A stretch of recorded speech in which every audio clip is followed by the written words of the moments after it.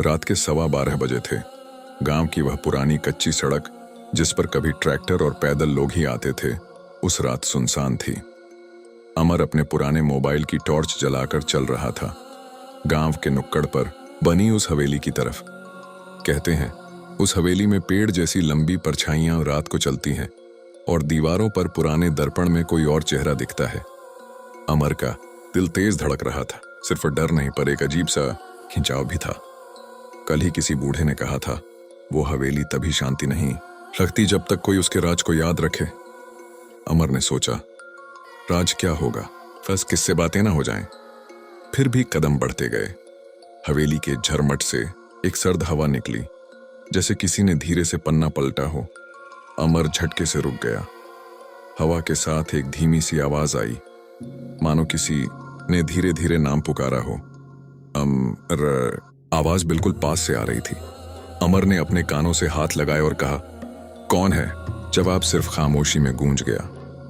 दरवाजा टूटा हुआ था। अंदर की छत पर पुराने झूमर झूल रहे थे। कमरे में मोमबत्तियां बर्बाद अवस्था में पड़ी थीं, पर बीच में एक मोमबत्ती जल रही थी, बिना हवा के, जैसे कोई उसे जलान छू सके। अमर ने कदम रखा तो फर्श पर खून के निशान नहीं, पर कुछ और, छोटे छोटे पंजों के निशान थे, जैसे कोई ठीक इंसान जैसा ना हो। वह आगे बढ़ा और एक तख्ती पर लिखा देखा, जो देखेगा उसे लौट कर आना होगा। अमर ने हंसी छेड़ी, क्या बकवास। पर अंदर की दीवारों पर तस्वीरें थीं। हर तस्वीर में वही हवेली, वही झूमर, और हर तस्वीर में किसी की आंखें धुंधली तरह से चली जाती दिख रही थीं। अमर की नजर एक तस्वीर पर अटक गई।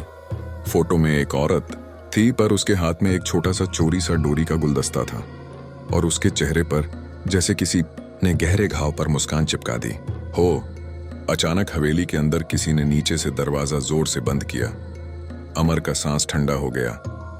उसने लौटकर देखा, दरवाजा बंद था और पीछे का रास्ता अंध था। फोन ने स्पैम कॉल की तरह बार बार वाइब्रेट किया। स्क्रीन पर सिर्फ एक ही संदेश आया, वापस मत आना। अमर ने कदम पीछे बढ़ाया। तभी दीवार के पीछे से धीमा सा रोना उठा।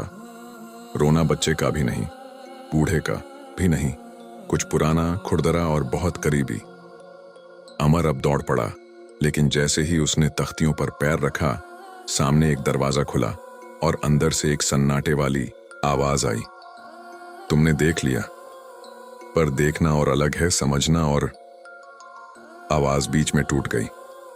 अमर ने मुंह खोला, किसी से कुछ बोलने की कोशिश की, पर तभी वह